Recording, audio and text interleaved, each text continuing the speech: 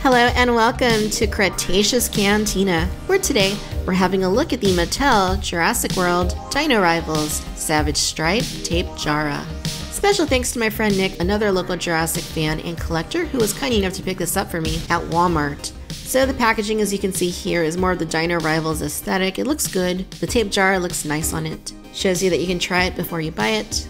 At the back, you can see the Tapejara with wing flapping action. We get a collector's card, we get Jurassic World FactSet compatibility, and we can see other items available in the Savage Strike assortment. And if you need the UPC, there it is right there. Alright, let's take a moment and get the Tapejara unboxed. When we come back, we'll take a closer look.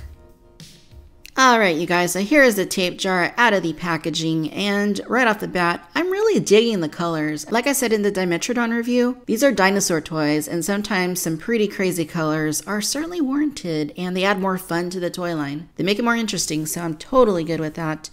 Looking at the Tapejara, you can see it has like a slight curvature to its crest. I don't know if that's intentional or because of how it was packaged. But yeah, let's look at that head sculpt. It looks really cool. It looks really fun.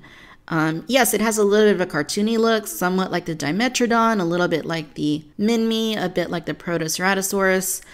This is probably just an entire Mattel creation rather than actual assets they had to go off of from Universal Studios. And I think that really shows here, but it does look good. You can see that there is some nice sculpting going on here along the front, all the way to the top of the crest, and even over here, there's some texturing going on there in its frill, let's call it.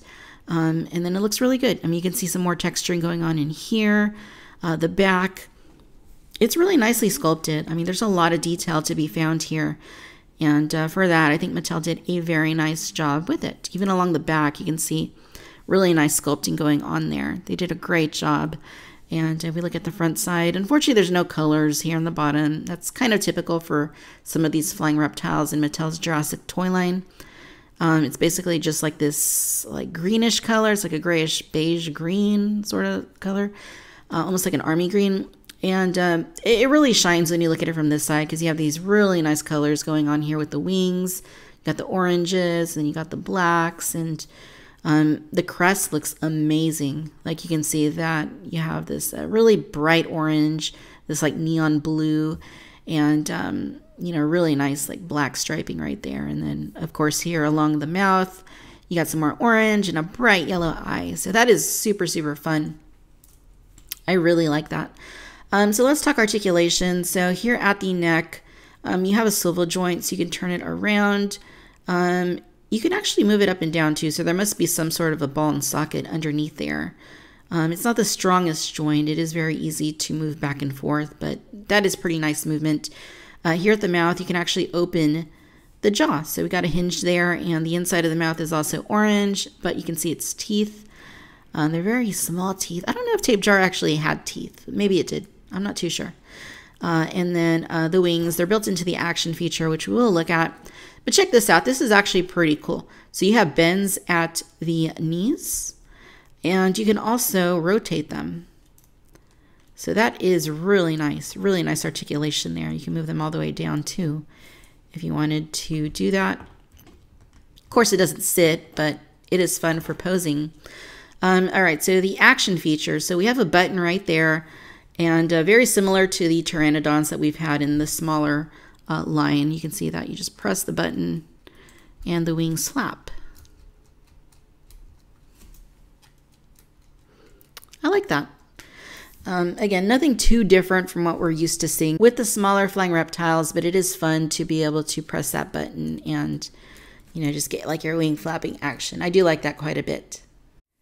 And to give you a sense of size, here's the Tapejara along with Dr. Alan Grant, and you can see that it is a pretty nice size next to Dr. Grant. It's definitely not a giant pterosaur, but it is large enough to inflict some damage on anyone that it might encounter. We've also got the card that comes with the Tapejara, and you can see some really nice artwork there. It almost looks like it's flying at nighttime or something. I really like that. Here for the strength, it is a level 2, not very strong. For its speed, it's a 7. It's decently fast. Its brains are only a 2, so it's not going to be taking your SATs for you. And then its ferocity is a level 4, so just below average. If you are collecting these creatures for the Jurassic World Facts app, there is your scan code. Alright, ladies and gentlemen, so there you have it. This is the Mattel Jurassic World Dino Rivals Savage Strike Tapejara.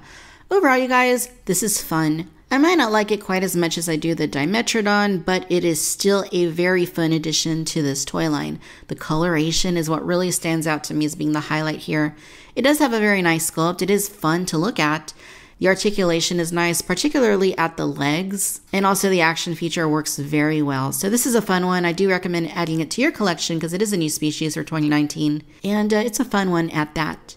Alright, my friends, I hope that you've enjoyed this video. Be sure to like, subscribe, let me know your thoughts about the Tapejara down below. Be sure to follow on Facebook, Instagram, and Twitter. Special thanks to my Cantina patrons over on Patreon, and as always, I'd like to thank you for tuning in to Cretaceous Cantina.